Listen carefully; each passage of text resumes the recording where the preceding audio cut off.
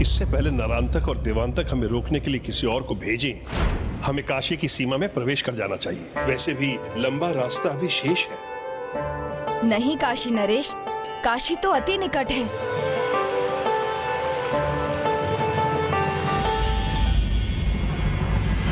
हाँ प्रभु, मुझे तो लगा था कि हम मार्ग भटक गए, लेकिन हम तो काशी पहुंच गए। मैंने कहा था ना राजन, लक्ष्य पर स्थिर रहने वालों को मार्ग स्वयं मिलता जाता है।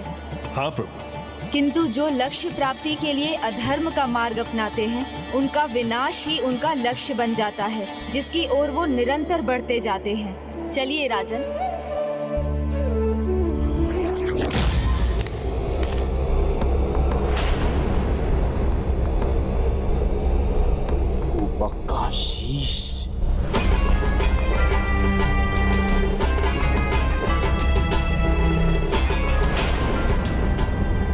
अंदर भी नहीं रहा। बस अब बहुत हुआ नारांतक, अब और नहीं सहेंगे हम। उस उद्दंड बालक को रोकना भी होगा और टोकना भी होगा।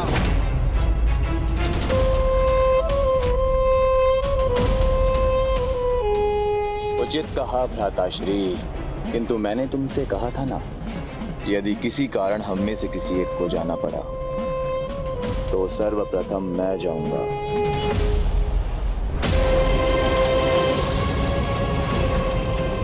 दंड के भागी तो वो दोनों हैं, वो बालक भी और काशी नरेश भी। ऐसा भयंकर दंड दूंगा कि सृष्टि के सभी राजाओं की आत्मा कांप उठेगी। इसके लिए उस बालक का अंत करने से पहले उसे काशी नरेश से विलग करना होगा।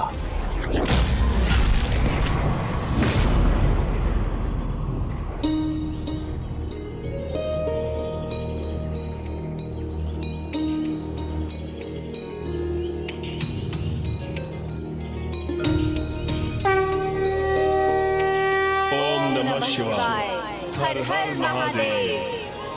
प्रभु, हमारी भक्त नगरी में आपका भव्य स्वागत होगा। आइए प्रभु, पधारिए।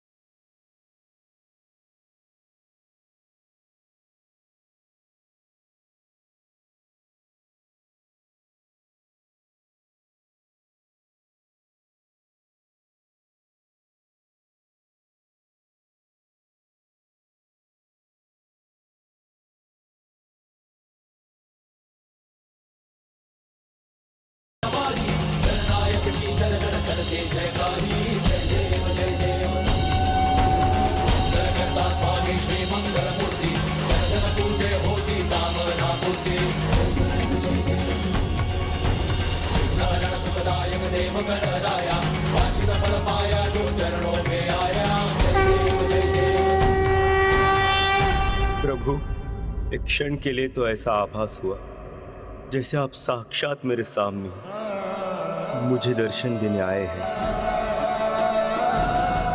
स्वामी, प्रभु का आभास होना तो किसी भी भक्त के लिए सुखद ही है, किंतु ये आभास भी होना चाहिए आपको कि पूजा के साथ पेट पूजा भी आवश्यक है। इसीलिए अब आप दिन में स्वप्न देखना बंद कीजिए और कुछ धनार्जन के बारे में भी विचार कीजिए। भाग्यवान, भक्त पर अविश्वास उचित नहीं। न भ्रम था न स्वप्न था, सत्य था मेरा आभास। और भगवान तो कहीं भी कभी भी आ जा सकते हैं, तो अपने भक्त को अपने होने का आभास नहीं करवा सकते? मैं कहता हूँ भगवान आ सकते हैं, बस भक्त की भक्ति में सच्चाई और प्रभु के प्रति अटूट विश्वास होना चाहिए। प्रभु का भक्त ये शुक्ल शर्मा एक न एक दिन अवश्य प्रमाणित करेगा। वो दिन जब आएगा तब हम भी कर लेंगे प्रभु के दर्शन। परंतु अभी तो आप तुरंत ही दुकान जाइए, वहाँ आपके ज्येष्ठ आपकी प्रतीक्षा कर रहे होंगे। अन्यथा अपनी भाभी के मुख से खरी खोटी सुनने के लिए तैयार रहिए, वो अभी दुग्ध लेकर आती होंगी। खरी हो या खोटी, जो सुनना पड़े सुनूंगा, किंतु अपने प्रभु की पूजा छोड़कर नहीं जाऊंगा। आप समझते क्यों नहीं स्वामी? यदि आपको आज दुकान में जाने के लिए देर हुई तो भैया भाभी आपको भोर में और शीघ्र दुकान जाने के लिए कहेंगे, तो आप सुबह पूजा कैसे कर सकेंगे? ये तो और भी अच्छा होगा। मैं शीघ्र उठूंगा, फिर पूजा भी समय पर होगी। ना धर्म से मुख मोड़ूंगा और ना ही कर्म से। इसलिए मेरी बात मानो, चिंता त्याग कर भक्ति में डूबकर तुम भी मेरे साथ पूजा करो।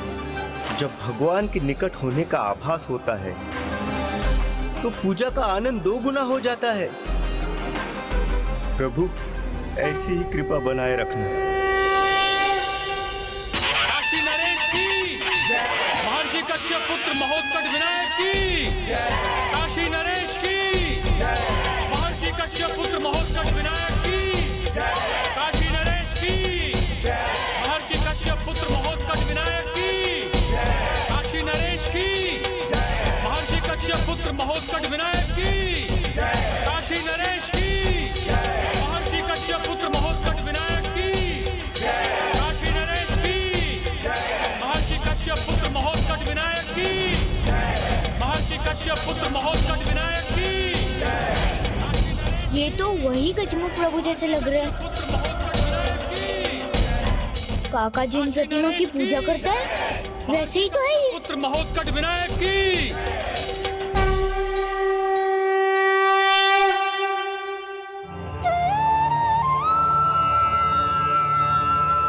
देखो प्रिय, इनके मुख के तेज को देखकर ऐसा नहीं लग रहा है जैसे प्रभु हमारे नगर में हो, यहीं हमारे समीप हो। काशी नरेश की महर्षि कश्यप पुत्र महोत्कट विनायक की, काशी नरेश की।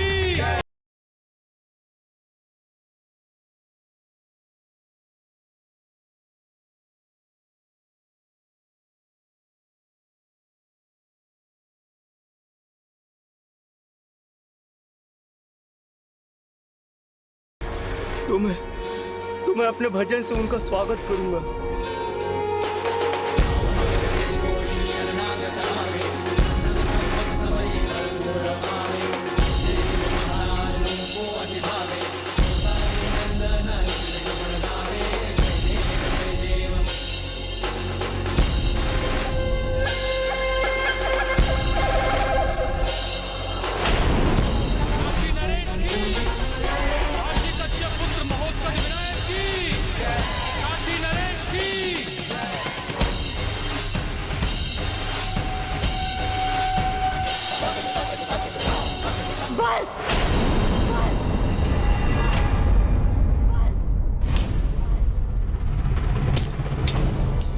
बहुत हुआ ये भजन पूजन।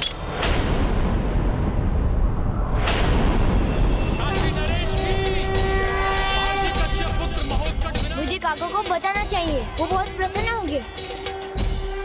यही करते रहोगे तो दुकान कब जाओगे? दीदी प्रश्न इनसे किया है तो उत्तर भी यही देंगे। भाभी, आज शुक्ल शर्मा का मन भगवान की भक्ति में डूब जाने के लिए विवश हो रहा है। और आज का वातावरण भी देखिए, क्या आपका मन नहीं कर रहा है भक्ति में डूब जाने का? मेरा मन क्या कर रहा है ये मैं अभी बताती हूँ। मैं समझ गया। बस अपनी पूजा संपन्न करके दुकान पर चला जाऊंगा। नहीं नहीं, आपको कष्ट करने की क्या आवश्यकता है देवर जी? आपके ज्येष्ठ भ्राता है ना, वो दुकान व्यापार सब संभाल लेंगे। अजगर करे न चाकरी, पंछी करे न काम, गाते रहिए सबके दाता भगवान। आप तो भजन कीर्तन कीजिए। और हम पर बोझ हैं तो बोझ ही बने रहिए। हमें क्षमा कर दीजिए दीदी। अब से इन्हें दुकान में जाने के लिए कभी देर नहीं होगी। मैं इन्हें अभी भेज देती हूँ। स्वामी, ये लीजिए, आप अभी चले जाइए। हाँ हाँ, चले जाएंगे।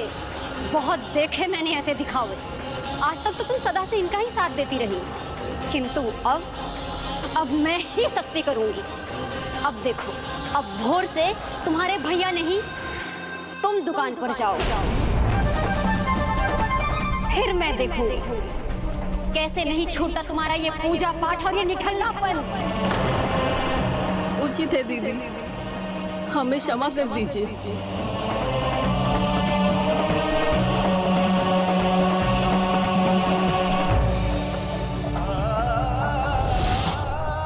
इतना कुछ कह दिया फिर भी निर्लज बनकर खड़े हो। अब क्या नारियल फोड़ो? जाओ, शीघ्रता करो।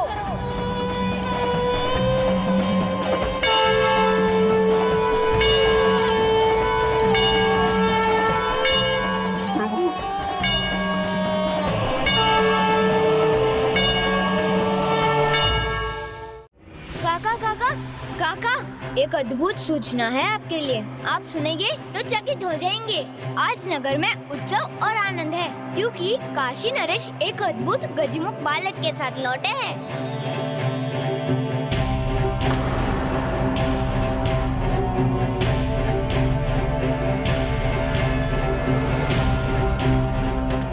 गजमुख?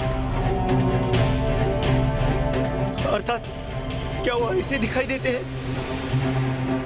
हाँ हाँ, ऐसे ही, इन्हीं प्रतिमा के समान जिनकी हम पूजा करते हैं। अद्भुत तेज है उनके मुख पर और अत्यंत सुंदर छवि है उनकी।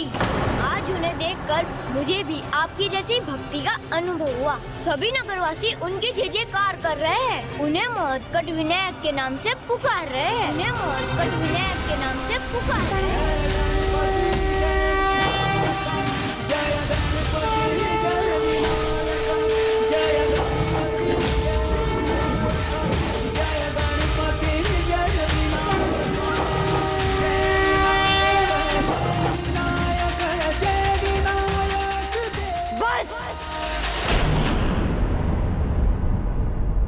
शांत हो जाओ तुम। तुम्हारा रोग मेरे पुत्र को भी लग रहा है। तुम्हारी देखा देखी में ये भी भटकने लगा है। भाभी, ये क्या कह रही है आप?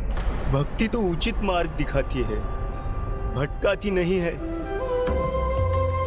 देखा मैंने क्या कहा था?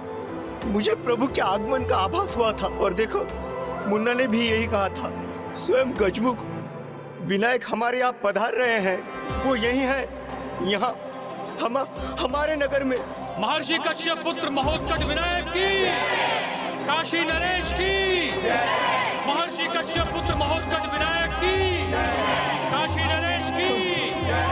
भाभी, क्षमा कीजिए भाभी। आज एक भक्त को भक्ति में खो जाने दीजिए। एक भक्त को जो करना है वो मुझे करने दीजिए भाभी। आज मुझे अपने प्रभु का दर्शन कर उन्हें अपने घर आने का आमंत्रण देना है। ओह, तो ढूंढ लिया उपाय फिर से कार्य पर नहीं जाने का? नहीं भाभी, ऐसा नहीं है। ये तो मेरे हृदय की भक्ति की पुकार है। बस अब भाभी, मुझे जाने दीजिए भाभी। भैया, प्रभु ने मेरी सुन ली। वो आ रहे हैं, अपने भक्त को दर्शन देने आ रहे हैं। अब मैं उन्हें आमंत्रित करने जा रहा हूँ। कहीं नहीं जाओगे तुम मेरे साथ दुकान चलोगे। भैया, मुझे जाने दीजिए। मेरे प्रभु आए हैं, वो महाराज के साथ आए हैं। राजा है वो, उनके अनेक अतिथि होते हैं। तो क्या प्रत्येक अतिथि को तुम्हारा भगवान मान लूं क्या मैं? नहीं, वो गजमुख कोई और नहीं, मेरे प्रभु ही है। एक भक्त का हृदय कभी झूठ नहीं कहता। भैया, मुझे जाकर उन्हें भोजन का आमंत्रण देने दीजिए। जब वो आएंगे तो आपको भी विश्वास हो जाएगा। मुझे विश्वास हो गया है। तुम भक्ति की आड़ में अपना हालत छुपा रहे हो। क्या ये सब भगवान निमंत्रण, वो यहाँ पे आएंगे? मैं मूर्ख नहीं हूँ। आएंगे ना भैया। जब वो एक भक्त की गुहार सुनकर काशी तक आ गए तो अपने घर भी महर्षि आएंगे। कश्यप पुत्र महोत्कट विनायक की भैया काशी नरेश भैया मुझे की। जाने दीजिए भैया। मेरा विश्वास कीजिए। मैं बुलाऊंगा तो वो अवश्य आएंगे। मुझे जाने दीजिए। महर्षि कश्यप पुत्र महोत्कट विनायक की काशी नरेश की महर्षि कश्यप पुत्र महोत्कट विनायक की काशी नरेश की महर्षि कश्यप पुत्र महोत्कट विनायक की काशी नरेश की महर्षि कश्यप पुत्र महोत्कट चलिए। विनायक की। मान लिया भगवान है वो आपके, पर काशी तो नगरी ही भक्तों की है। तो आपको लगता है कि इन भक्तों की नगरी में आप ही उनके सबसे बड़े भक्त हो, निमंत्रण देना है। भाभी, भक्ति में छोटा या बड़ा कहाँ होता है? बड़ी तो बस भक्त की आस्था होती है, बड़ा भक्त का विश्वास होता है। मैं बुलाऊंगा तो प्रभु अवश्य आ जाएंगे और मैं ये आपको प्रमाणित कर दूंगा। तो जाओ, आज प्रमाणित कर ही दो। हम भी तो देखें तुम जैसे निठल्ले से कौन भेंट करने आता है, वो भी साधारण व्यक्ति नहीं, स्वयं महाराज के अतिथि, वो भी काशी नरेश का राजभवन छोड़ के तुम जैसे साधारण व्यक्ति के यहाँ पे। तो जाओ।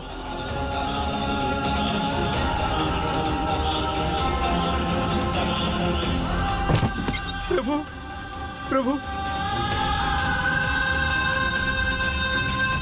प्रभु प्रभु महर्षि कश्यप पुत्र महोत्कट विनायक की काशी नरेश की महर्षि कश्यप पुत्र महोत्कट विनायक की काशी नरेश की महर्षि कश्यप पुत्र महोत्कट विनायक की काशी नरेश की महर्षि कश्यप पुत्र महोत्कट विनायक की महर्षि कश्यप पुत्र महोत्कट विनायक की काशी नरेश की महर्षि कश्यप पुत्र महोत्कट विनायक की।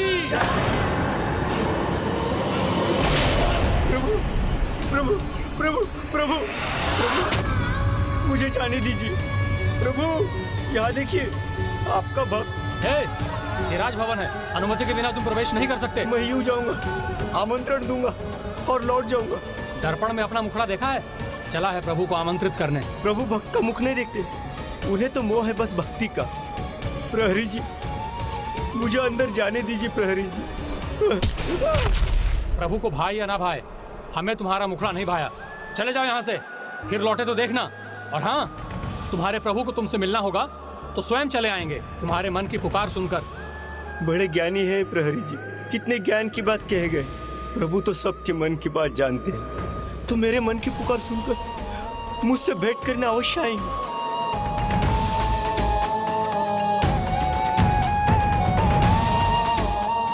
प्रभु, आपका भक्त आपको भोजन के लिए आमंत्रित करता है, निराश मत कीजिएगा। आप मेरे घर में अवश्य पधारिएगा प्रभु, अवश्य पधारिएगा।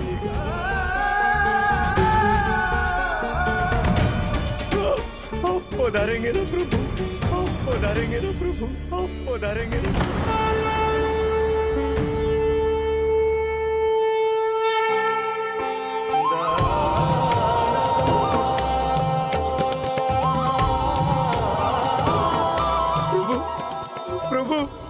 उनके दृष्टि में उनकी स्वीकृति थी।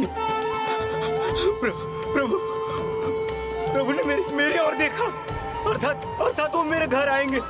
प्रभु आ रहे हैं मेरे घर। प्रभु मेरे घर आ रहे हैं। प्रभु मेरे घर आ रहे हैं।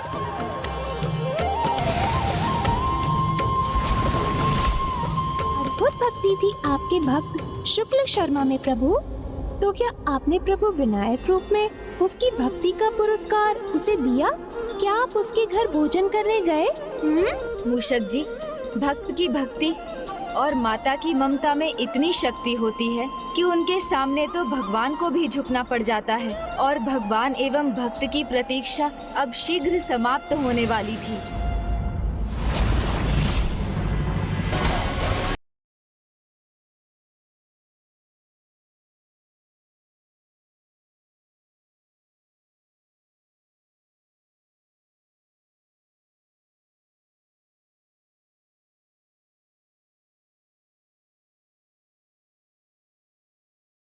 यहाँ विश्राम कीजिए। मैं आपके लिए 56 भोग भोज की व्यवस्था कराता हूँ।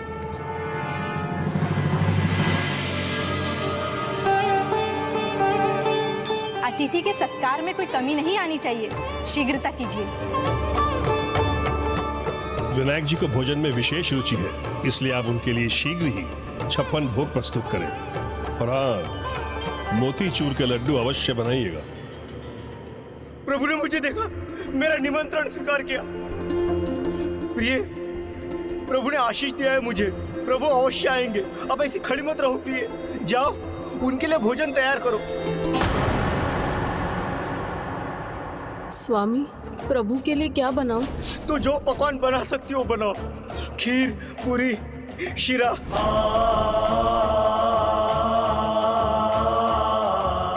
मैं अभी देखती हूँ स्वामी, रसोई घर में क्या है और मैं क्या बना सकती हूँ।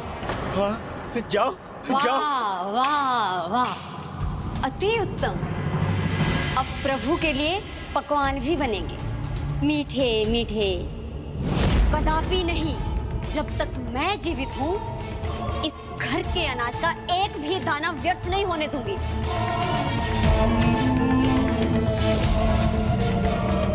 प्रभु के लिए बनाया हुआ भोजन व्यर्थ कैसे हो सकता है भाभी? बातें मत बनाइए देवर जी, भूख तुम्हें लगी है।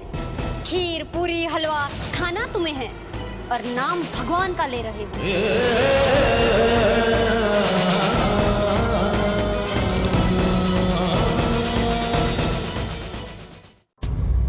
भैया, भाभी को आप ही समझाइए ना, मैं अपने लिए नहीं प्रभु के लिए मांग रहा हूँ। वो कभी भी आ सकते हैं भोजन करने। तुम्हारे प्रभु आ रहे हैं? तुम्हें कैसे पता चला? उन्हें स्वयं बताया या फिर तुमने सोच लिया? उत्तर दो। तुम्हारी उनसे बात हुई? नहीं हुई ना? मुझे तो ऐसा लगता है कि तुम वहां तक पहुंच ही नहीं पाए। मिलना तो बहुत दूर की बात है। मिल तो नहीं सका, मुझे प्रहरियों ने रोक दिया था। किंतु वही तो, मुझे तो पहले से ही ज्ञात था। तुम जैसे निठल्ले से प्रभु क्यों मिलेंगे? खीर, पूरी, हलवा का तुम्हें लालच था तो भगवान को भोजन कराने लगे।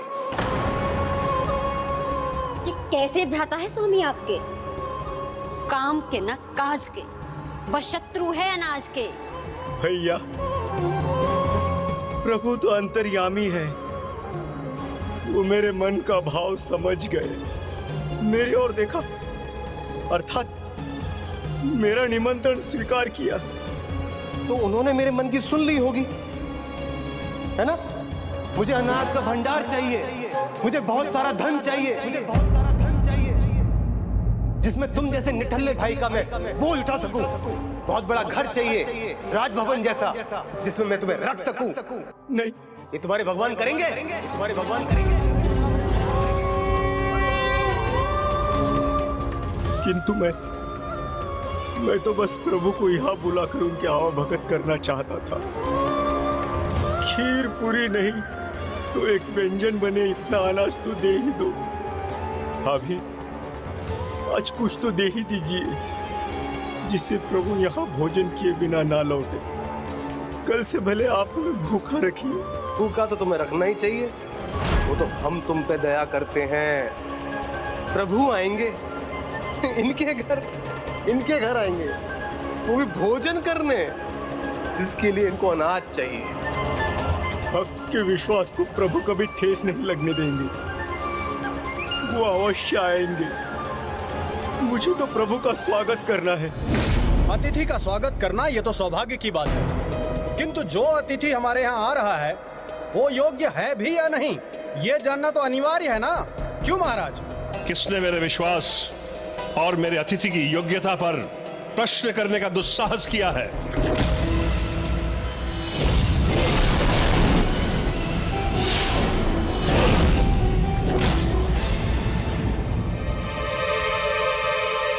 क्षमा करें महाराज, सत्य यदि कटु हो तो उसे दुस्साहस नहीं कहते, मित्रवत व्यवहार कहते हैं। ज्योतिषी महाराज प्रणाम। आइए, पधारिए। महारानी, ये कौन है और यहाँ क्यों?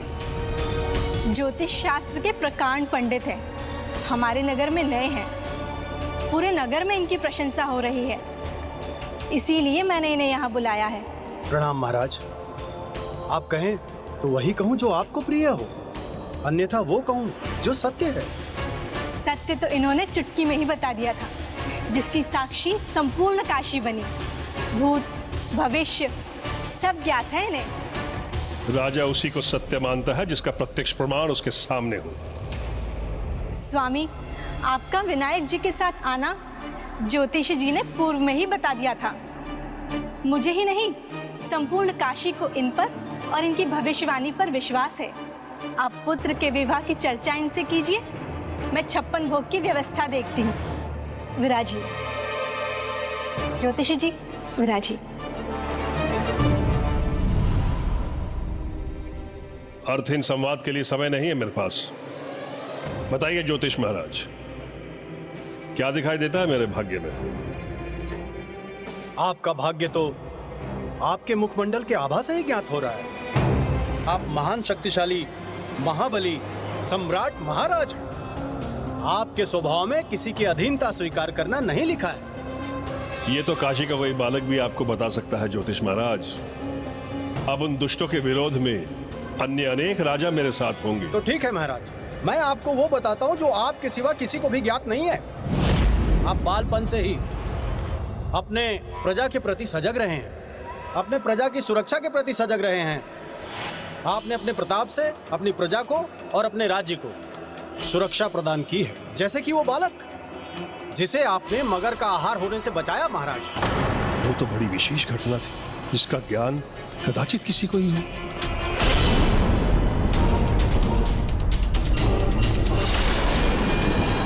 आपकी भुजा पर यह चिन्ह उसी घटना के बाद का है ना? और जब आप युवराज बने तो आपने अपनी राज्य की सुरक्षा के लिए 2 भयंकर असुरों का वध किया। ज्योतिष जी, अपने वचनों से आपने स्वयं को प्रमाणित कर दिया है।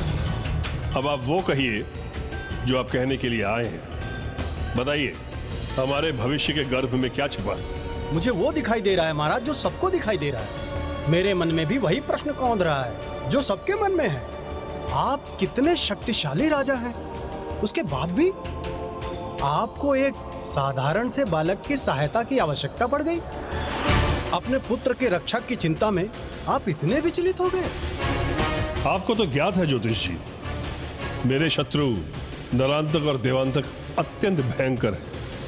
इसलिए ऋषि पुत्र विनायक यहाँ मेरी और काशी की रक्षा के लिए आए। असाधारण क्षमता, रक्षक बन सकती है तो भक्षक भी बन सकती है महाराज। असाधारण तो है ऋषि पुत्र विनायक, दिव्य है। मुझे तो उनमें प्रभुत्व की झलक दिखाई देती है। जिनमें आपको प्रभुत्व की झलक दिखाई देती है, मुझे उनमें षड्यंत्र दिखाई देता है। मुझे उनमें षड्यंत्र दिखाई देता है। भैया, भाभी, प्रभु की प्रभुता और दिव्यता पर संदेह करना सर्वथा अनुचित है। वो अवश्य आएंगे। कहीं ऐसा तो नहीं आपका विश्वास वो आस है जिसमें विष का वास है? वो बालक जिसकी शक्ति बड़े बड़े असुरों को झुका दे, उसका झुकाव कहाँ है? ये ज्ञात करने का प्रयास किया आपने? ऋषि कश्यप के आश्रम से यहाँ के मार्ग में जो हुआ, क्यों हुआ, इस पर विचार किया आपने? ये धूल और धूम का बवंडर अचानक कैसे प्रकट हो गया?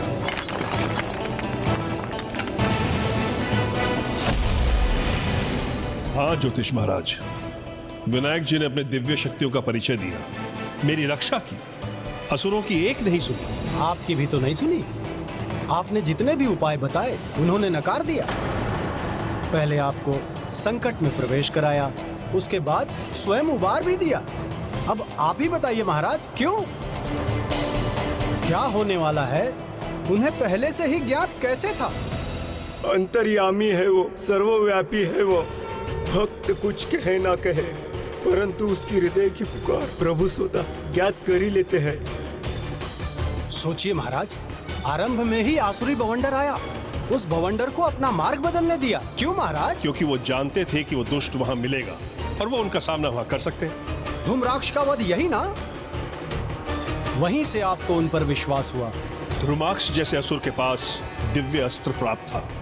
उसके हाथ में आने से पहले जिस बालक ने उसका वध किया, उसकी दिव्यता पर संदेह करने की मूर्खता भला मैं कैसे कर सकता? तो क्या लड्डू खाना, आपको चिंता में डालना, आपकी भूख बढ़ाना, ये क्या था महाराज?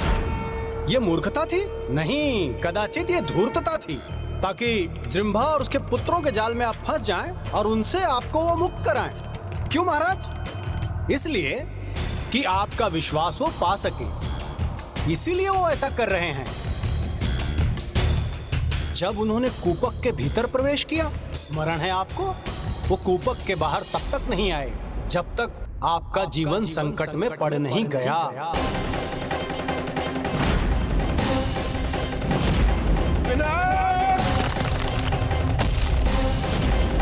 उन्होंने ऐसा किया आपका विश्वास पाने के लिए। तो क्या ये सब विनायक का षड्यंत्र था?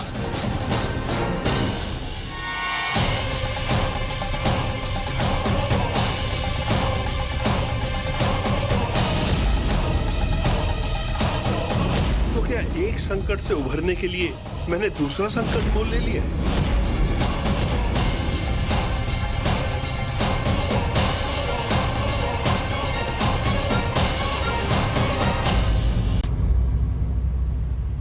महाराज विनायक ने आपका विश्वास पा लिया। भक्त नगरी के राजा हैं आप। आपके अंदर भक्ति भाव है। प्रभुत्व का ढोंग करके आपके अंदर विश्वास जगा दिया उन्होंने, ताकि समय आने पर आपका संपूर्ण राजपाट आपसे छीन सके। वो तो हमसे कुछ नहीं मांगते, वो तो बस हमारे भक्ति के भूखे हैं। सेवा तो मैं करना चाहता हूँ। महाराज, आप 56 भोग परोस कर उनका स्वागत करना चाहते हैं और वो आपके संपूर्ण राज का भोग ही कर लेना चाहते हैं।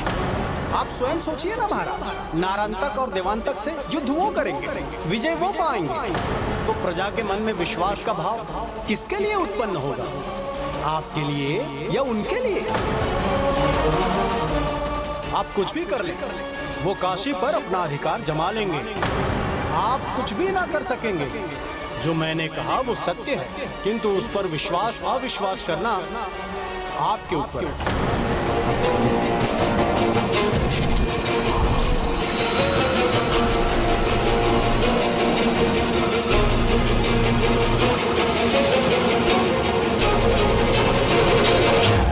भैया, भाभी,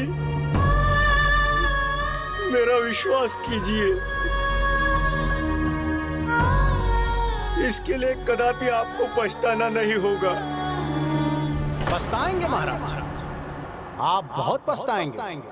अब आप स्वयं निर्णय लीजिए कि उसको यहाँ से विदा करके आप अपना सर्वस्व बचाना चाहते हैं या उसे यहाँ पर रखकर आप अपना सर्वस्व गंवाना चाहते हैं।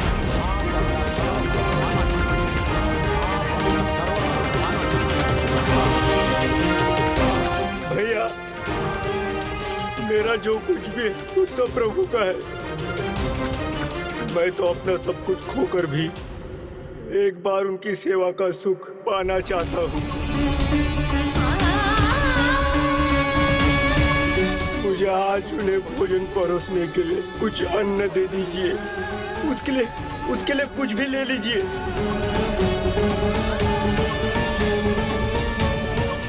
उचित है, मैं अन्न कोष से एक अनाज लेने दूंगी तुम्हें। उसी से अपने प्रभु के लिए जो बनता है वो भोजन बना लो। किंतु याद रखना, यदि तुम्हारे प्रभु नहीं आए ना, तो तुम दोनों ये घर सदा के लिए छोड़ दोगे।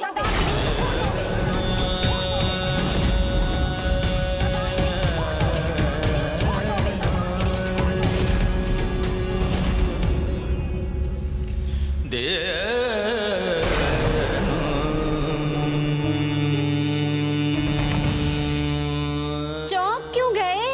तुम्हें तो पूरा विश्वास है ना अपने प्रभु पर, तो फिर शंका किस बात की है? विश्वास है भी और रहेगा भी भाभी। मुझे स्वीकार है। मैं वचन देता हूँ, प्रभु नहीं आए तो ये घर मैं सदा के लिए छोड़कर चला जाऊंगा। तो ये घर मैं सदा के लिए छोड़कर चला जाऊंगा। तो ये घर मैं सदा के लिए छोड़कर चला जाऊंगा।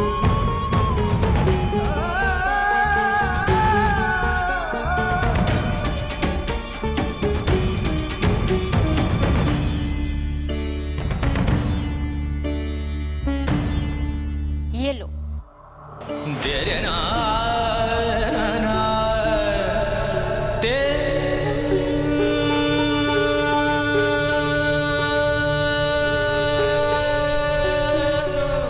और इससे जो चाहे अपने प्रभु के लिए बना लो, किंतु अपना वचन स्मरण रखना।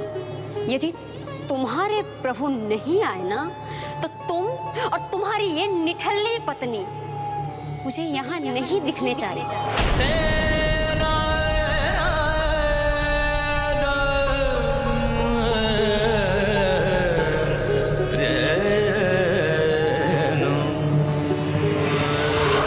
वो यहाँ पर ना रहें तो ही उचित होगा।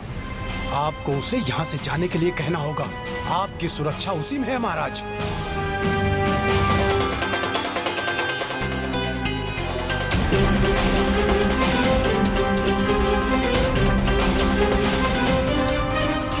तो क्या ये सब विनायक का षड्यंत्र था? किंतु वो ऐसा क्यों करेंगे? और यदि ये सत्य है तो विनायक को यहाँ से लौटने को कैसे कहूँ? स्वामी, बस इतना सा चावल, इससे भला क्या पकाऊं मैं प्रभु के लिए? खीर के लिए दूध और गुड़ तो है ही नहीं।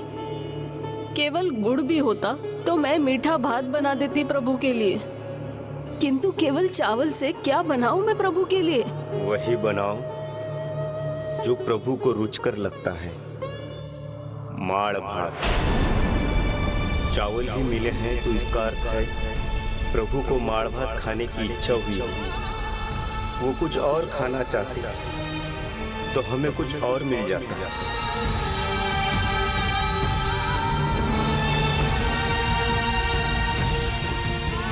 इसलिए तुम चिंता मत करो, माड़ भात ही पका दो।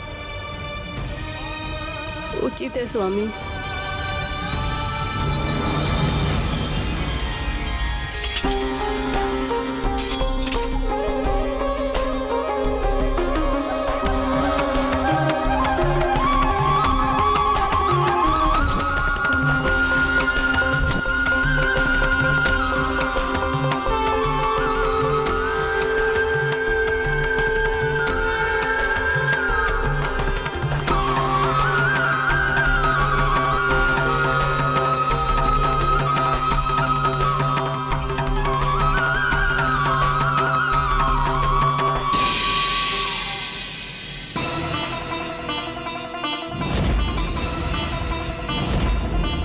विश्वास को जीतकर मुझसे ही घात तो नहीं करना चाहते विनायक?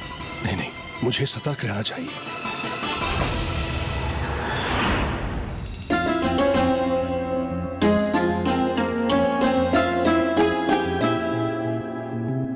स्वामी, प्रभु के लिए माड़ भात तैयार हो गया है। अब तो मात्र उनकी प्रतीक्षा करनी होगी। वो आएंगे तो भोजन प्रारंभ होगा। विनायक को 56 भोग का भोजन कराकर उनका धन्यवाद कर मैं उन्हें विदा कर दूंगा।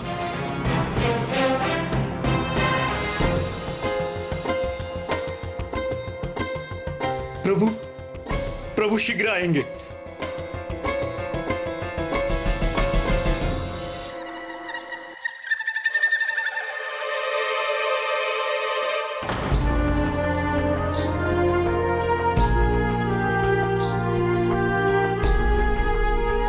क्यों, क्या हुआ?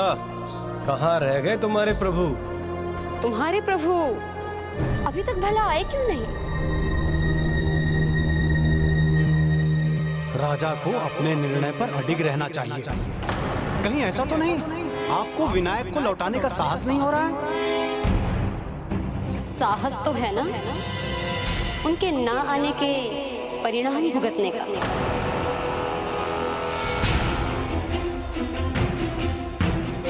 ये घर हमेशा के लिए छोड़ने का।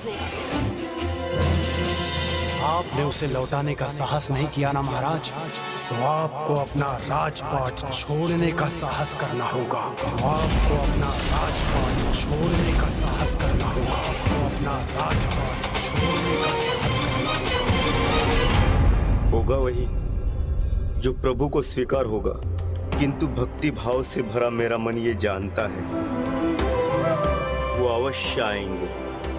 उन्होंने बार बार मुझे स्वयं पर विश्वास रखने को कहा था, किंतु यदि इसके पीछे मेरा राज्य छीनने का षड्यंत्र था तो उसे मैं कदापि पूर्ण नहीं होने दूंगा।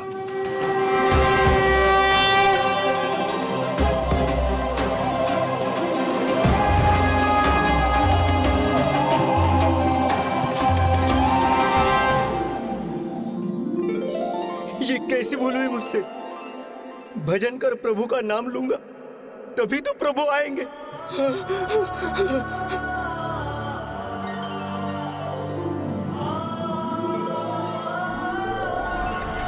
प्रभु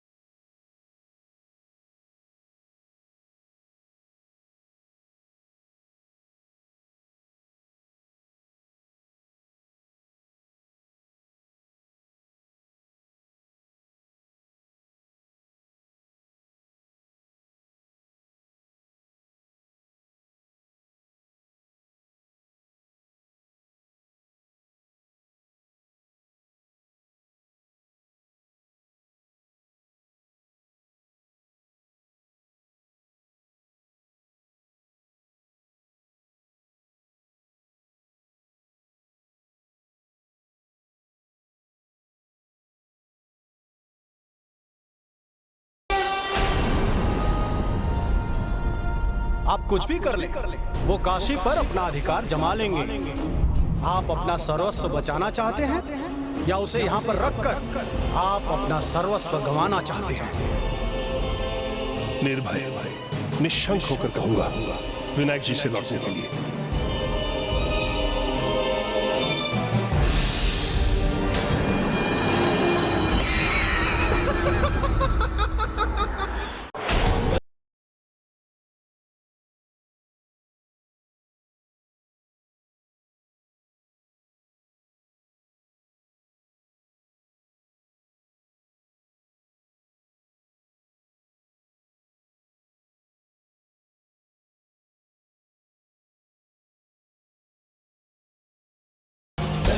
की जनगण करते जयकारी, जय देव जय देव।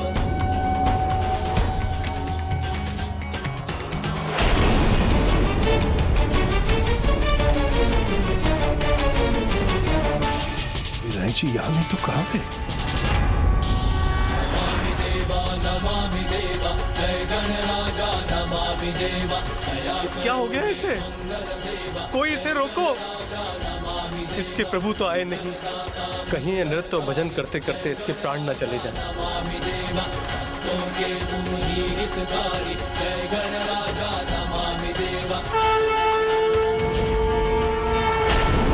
प्रहरी,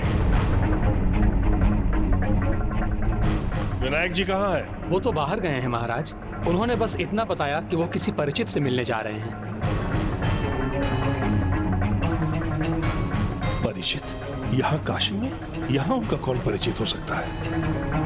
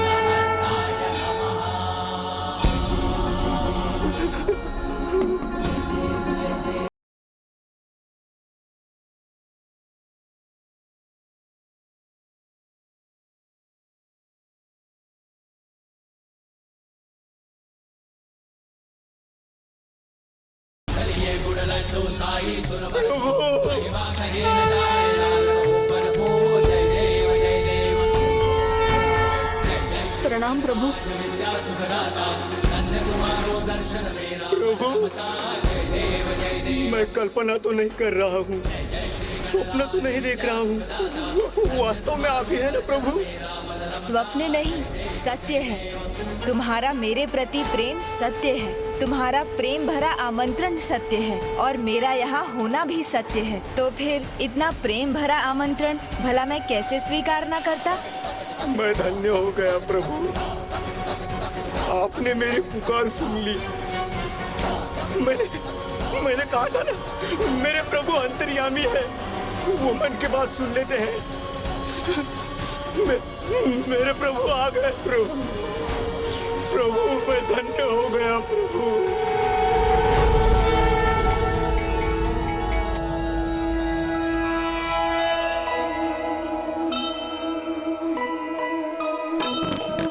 जिसके भी मन में बहे भक्ति की धारा,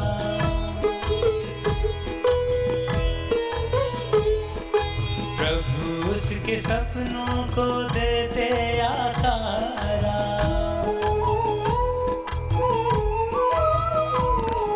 शुक्ल शर्मा भी प्रसाद भक्ति का पाए, प्रकट हुए प्रभु दर्श देने को आए। जय गणेश जय गणेश जय गणेश देवा, माता जाति पार्वती पिता महादेवा।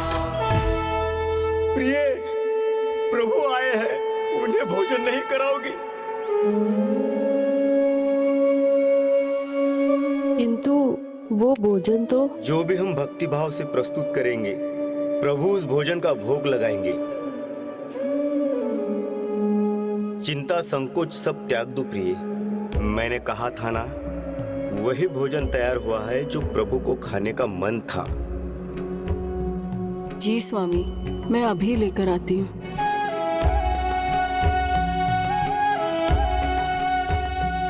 प्रभु आपके लिए माड़ भात बनाया है, अभी अभी तैयार हुआ है, आपको अवश्य आनंद आएगा।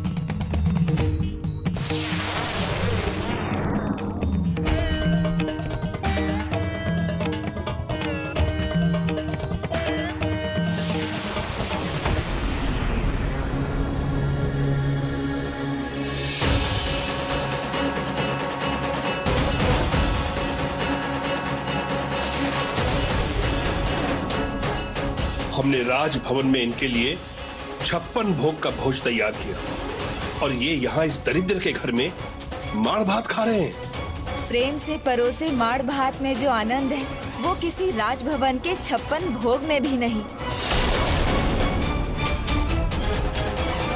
यहाँ आने के पहले हमें कोई सूचना नहीं दी इन्होंने, और अब ये हमारा आतिथ्य का, हमारे भोजन का अपमान भी कर रहे हैं। क्षमा कीजिए प्रभु, हम भोजन के साथ मिष्ठान नहीं बना सके। इसमें कैसी चिंता, अब तो शीघ्र माता के हाथों के बने अनेकों लड्डू खाने का अवसर मिलने ही वाला है। मुझे करना क्या है, बस काशी आने का उद्देश्य संपन्न कर माता के पास ही तो लौटना है। ये किस उद्देश्य की चर्चा कर रहे हैं? क्या है इनके मन में? कहीं ज्योतिष जी का कहा सत्य तो नहीं? आप कुछ भी कर ले, वो काशी पर अपना अधिकार जमा लेंगे। आपको क्या लगता है, आपको भ्रम है ना कि वो आपकी राज की रक्षा के लिए यहाँ पर आए हैं? नहीं महाराज, बिल्कुल भी नहीं। वो आपका संपूर्ण राज्य हड़पने के लिए आए हैं। यदि ऐसा है तो मैं इनका विशेष सत्कार क्यों करूं? खाने दो, यही साधारण भोजन है।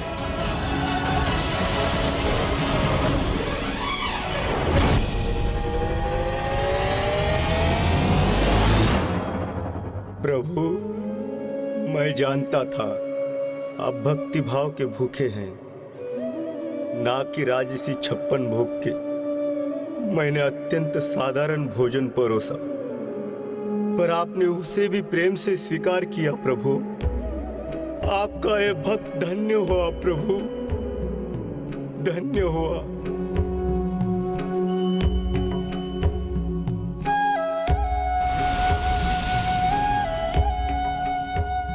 क्या हुआ?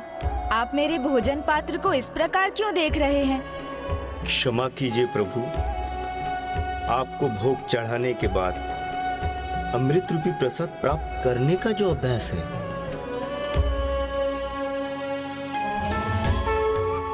तो फिर ये लीजिए, मेरे हाथों से ही प्रसाद ग्रहण कर लीजिए।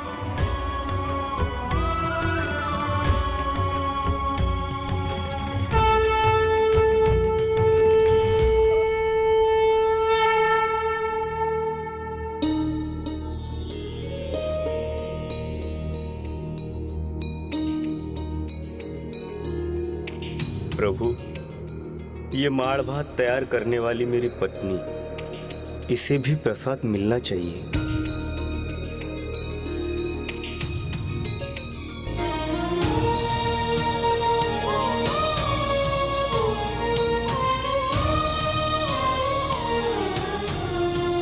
प्रभु, ये मेरा भतीजा है, इसी ने आपके आगमन की सूचना दी थी, इसलिए इसे भी प्रसाद का आशीर्वाद देने की कृपा कीजिए।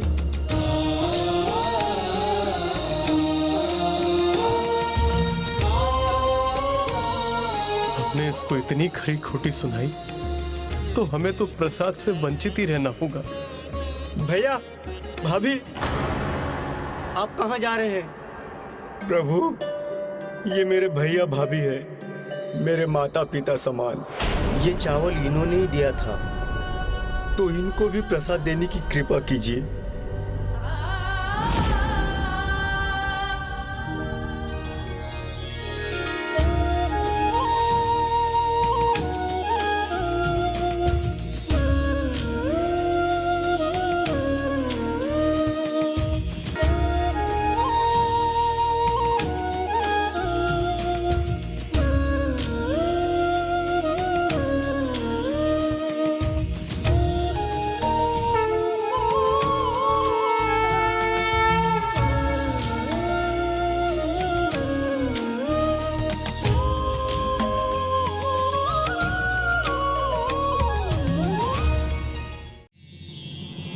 हमें क्षमा कर देना भाई, हमसे बहुत बड़ी भूल हो गई। हम आपकी भक्ति की शक्ति को नहीं समझ पाए, निरर्थक समझते रहे उसे। क्षमा कर दीजिए देवर जी। भाभी, आप क्षमा क्यों मांग रही हैं? आपने चावल दिया, तभी तो प्रभु के लिए भोजन बन पाया।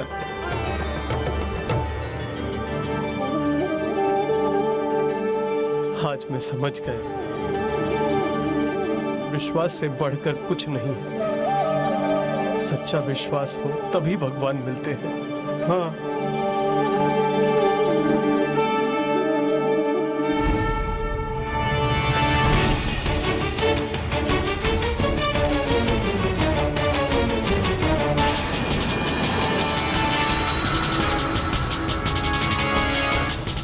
मेरा कार्य संपन्न हुआ। अब जो करना है वो त्रिलोकाधिपति देवांतक को करना है। अब समय आ गया है भ्राता देवांतक कि उस काशी नरेश को मैं स्वयं जाकर उचित पाठ सिखाऊं। तुम बोल रहे हो क्या? वहां विनायक है काशी नरेश की रक्षा के लिए। प्रणाम माता, प्रणाम पिताश्री। अर्थात उस तुच्छ बालक के अंत का समय आ गया है। पुत्र नरांतक, तुम विनायक का अंत करोगे? इतना सब कुछ होने के बाद उसकी शक्ति और दिव्यता का ज्ञान तो हो गया होगा तुम्हें। इसीलिए पुत्र, विचार करो, अहंकार नहीं, क्योंकि अहंकार सर्वनाश का कारण बनता है। अहंकार नहीं है माता, विश्वास है अपनी शक्ति का, अपने पराक्रम का। हम दोनों भ्राता सभी प्रकार की शक्तियों के स्वामी हैं। तपो शक्ति, अस्त्र शक्ति, बाहु शक्ति, ये सब है हमारे पास। फिर वो तुच्छ सा बालक हमें कोई हानि कैसे पहुंचा सकता है? आप चिंता और संकोच मत कीजिए, नारांतक को जाने दीजिए, क्योंकि मेरे महाप्रक्रमी भ्राता के आगे वो बालक कदापि नहीं टिक पाएगा। वो बालक हमारे भ्राता को लेश मात्र भी हानि नहीं पहुंचा पाएगा। भ्राता आप जाइए, जाके अंत कीजिए उस काशी नरेश और उसके साथ साथ उसके उस रक्षक बालक का।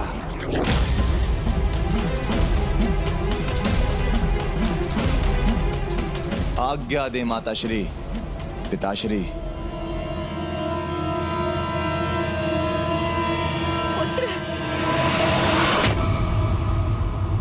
नारांतक और देवांतक की मां के मुख पर यह भय शोभा नहीं देता।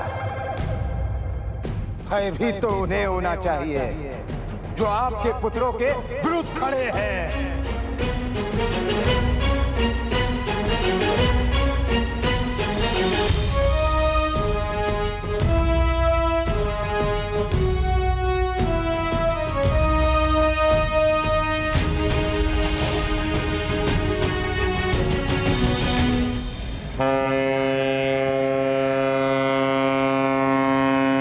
युद्ध का उद्घोष। महाराज, महाराज सावधान, शत्रु ने आक्रमण कर दिया। परंतु विनायक जी कहाँ हैं स्वामी?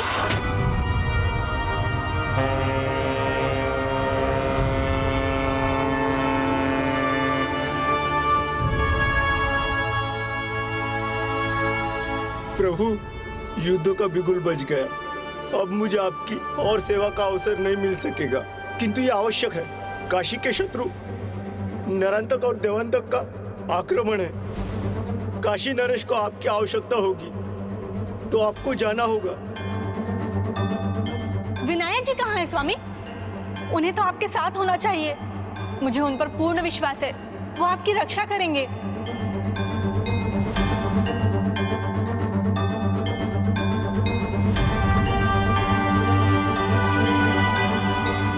स्वामी, मैं आपको विनायक जी के बिना कहीं नहीं जाने दूंगी। चिंता मत करिए महारानी, भयंकर असुरों को उनके मृत्यु के मुख में भेजना भली भांति जानता हूं मैं। किसी अन्य की सहायता की आवश्यकता नहीं, किसी अन्य की सहायता की आवश्यकता नहीं। काशी नरेश को अभी मेरी कोई आवश्यकता नहीं, और मैं उनके निकट तभी जाऊंगा जब वो भक्ति भाव से मुझे पुकारेंगे।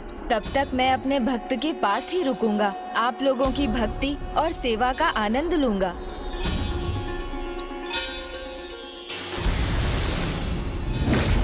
डर विश्वास के विपरीत होता है। जब कोई डर जाता है तो भगवान को ये संदेश देता है कि वो उन पर विश्वास नहीं करता। तो क्या इसी कारण प्रभु विनायक काशी नरेश के प्रति इतने कठोर हो गए थे कि वो उनकी सहायता करने ही नहीं गए?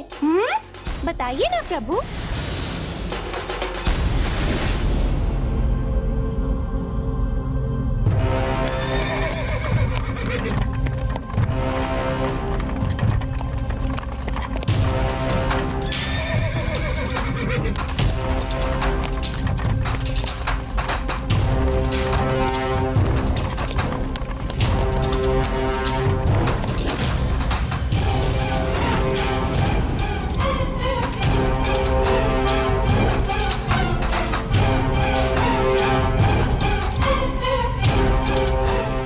विनायक इनके साथ नहीं है, अर्थात जीत हमारी ही होगी। काशी नरेश, कहां है वो बालक जिस पर तुम्हें इतना विश्वास, इतना घमंड है, जिसके बल पर तुमने महान देवांतक और नारांतक को चुनौती दी है? जरा हमारे सामने लाओ उसे। मुझे अपने बाहुबल पर विश्वास है और तुम पर विजय पाने के लिए मेरी भुजाओं की शक्ति ही पर्याप्त है। शुक्ल शर्मा, आपको मुझ पर विश्वास है या अपनी भक्ति पर? आपके सामने तो मैं अज्ञानी हूँ, परंतु इतना अवश्य कहूँगा, भगवान ही भक्त के भक्ति का आधार है। भक्ति के रूप में भक्त के हृदय में भगवान का वास होता है। यदि भक्त को अपने भक्ति पर विश्वास है तो उसका यही अर्थ है कि उसको अपने भगवान पर अटूट विश्वास है। कभी कभी भक्ति का दंभ करने वाले भक्त भी इस गहराई को समझ नहीं पाते, किंतु आपकी भक्ति ने मुझे आपके पास आने के लिए ही नहीं अपितु आपके पास रहने के लिए भी विवश कर दिया है। मैं आपसे अति प्रसन्न हूँ शुक्ल शर्मा। असुरों को हराना तो बाल्यकाल से ही मेरा प्रिय खेल रहा है और आज भी मुझे उसमें आनंद मिलता है। तुमको परास्त करके आज भी मुझे आनंद आएगा, जिसके लिए मैं अकेला ही पर्याप्त हूँ। तो ठीक है काशी नरेश, अब तुम्हें इस युद्ध में मैंने अकेला नहीं कर दिया तो मेरा नाम भी नारायण तक नहीं।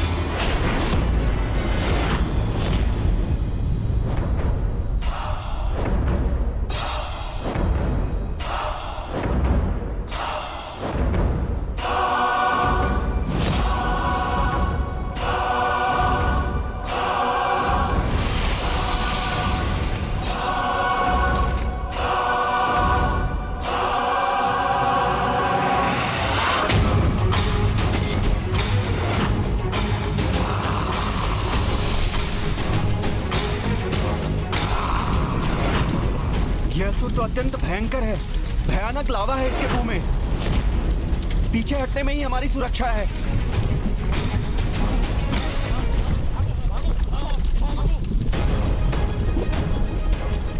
मेरी सेना लौट क्यों रही है?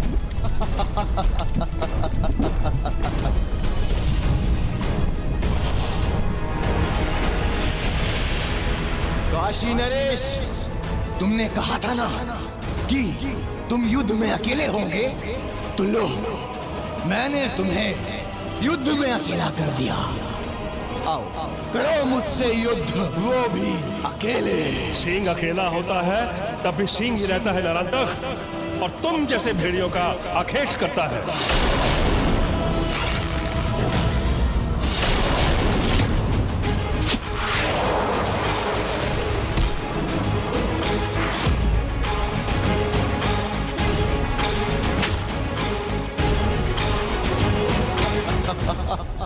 वार करो तो किसी शक्तिशाली अस्त्र का काशी नरेश। इन साधारण बाणों से नारायण तक का क्या होगा?